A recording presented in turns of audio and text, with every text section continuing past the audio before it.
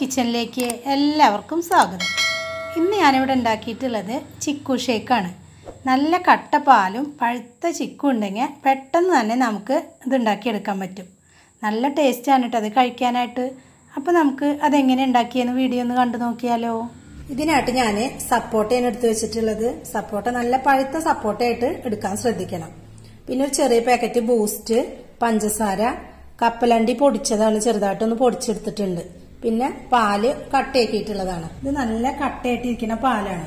അപ്പൊ ഇതിന്റെ കട്ടയൊക്കെ നന്നായിട്ടൊന്ന് ഉടച്ചെടുത്തിട്ട് കാണിക്കാം. പാലൊക്കെ നന്നായിട്ട് തന്നെ ഉടച്ചെടുത്തിട്ടുണ്ട് കേട്ടോ. ഇനി ഈ സപ്പോട്ടയുടെ കുരുവൊക്കെ ഒന്ന് മാറ്റി തൊലിയൊക്കെ ഒന്ന് കളഞ്ഞിട്ട് എടുക്കാം. ഞാനിപ്പോ ഒരു 3 സപ്പോട്ടയാണ് കേട്ടോ എടുത്തിട്ടുള്ളത്. അപ്പൊ അതാ ഇപ്പൊ വൃത്തിയാക്കി വെച്ചിട്ടുണ്ട്. ഇനി അതൊരു മിക്സിയുടെ ജാറിലേക്ക് ഇട്ട് കൊടുക്കാം. അപ്പൊ ഇതാ സപ്പോട്ട ഞാൻ മിക്സിയുടെ ജാറിലേക്ക് ഇട്ട് കൊടുത്തിട്ടുണ്ട്.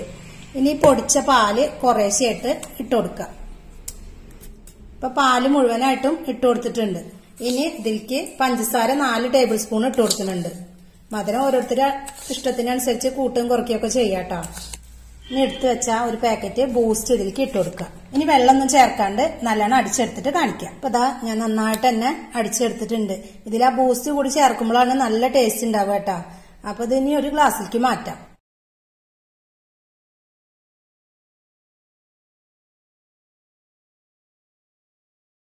ഇനി ഇതിലേക്ക് ഞാൻ കുറച്ച് പൊടിച്ച കപ്പലണ്ടി ഇട്ട് കൊടുക്കുന്നുണ്ട്. ഇത് നിങ്ങളുടെ കയ്യിലുണ്ടെങ്കിൽ ഇട്ട് കൊടുത്താൽ മതി കേട്ടാ.